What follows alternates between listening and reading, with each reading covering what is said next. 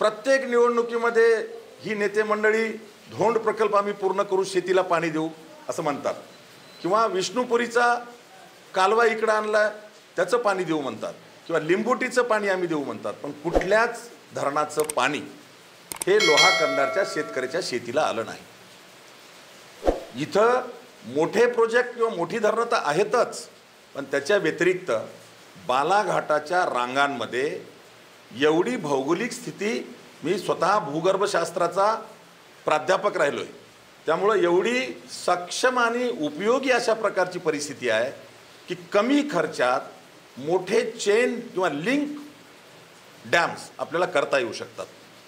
छोट्या खर्चामध्ये मोठा कॅचमेंट एरिया मिळू शकतो आणि त्यातून शेतकऱ्यांना शेतीला पाणी देता येऊ शकतं। हे सुद्धा करण्यासारखं आहे इरिगेशनच्या माध्यमातून, सिंचनाच्या माध्यमातून। ते करण्यासाठी सुद्धा माझ्याकडे मास्टर प्लॅन तयार आहे। तरुण पोरांच्या हाताला काम मिळालं पाहिजे, हा माझा मूळ उद्देश आहे। आता इथं काही काल आलेली लोक सांगतात की मी एवढ्या लोकांना नोकरी लावली पुण्यामध्ये, तेवढ्या लोकांना लावली, पण जनतेला माहिती नसेल ते मी आठवण देतो, त्यांचा खरं तर लेबर कॉन्ट्रॅक्टरचा धंदा आहे। आणि लेबर कॉन्ट्रॅक्टर जसं रोडचा कॉन्ट्रॅक्टर आहे, इरिगेशनचा कॉन्ट्रॅक्टर आहे, तसा लेबर कॉन्ट्रॅक्टर आहे।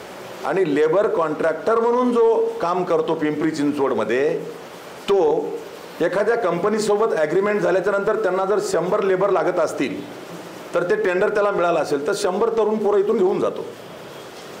आणि कंपनीसोबतचं जर एका पोराला महिन्याला 30,000 पगार कंपनी देत असेल तर हा लेबर कॉन्ट्रॅक्टर त्या समोरच्या लेबरला 30,000पैकी 10,000 काढून घेतो, 20,000 पगार देतो।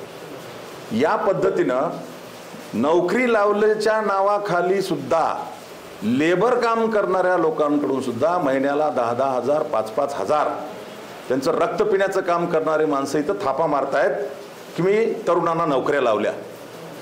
असे थोतांड कामं करणाऱ्यापैकी मनोहर धोंडे नाही।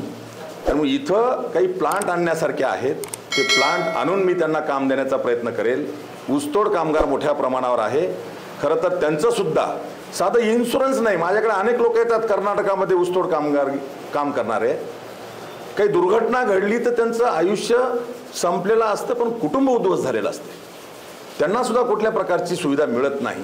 म्हणून अशा अनेक विषय विकासाच्या दृष्टीने आहेत की जे आपल्याला करता येऊ शकतात। मी साधा ग्रामपंचायतचा सदस्य सुद्धा नाही, तरीही मी विश्वासाने सांगेल मागच्या 5 वर्षामध्ये मनोहर धोंडेच्या शिफारशीवर महाराष्ट्रात 250 कोटीपेक्षा जास्त निधी मी महाराष्ट्र सरकारकडून आणलेला आहे, रेकॉर्डेड आहे।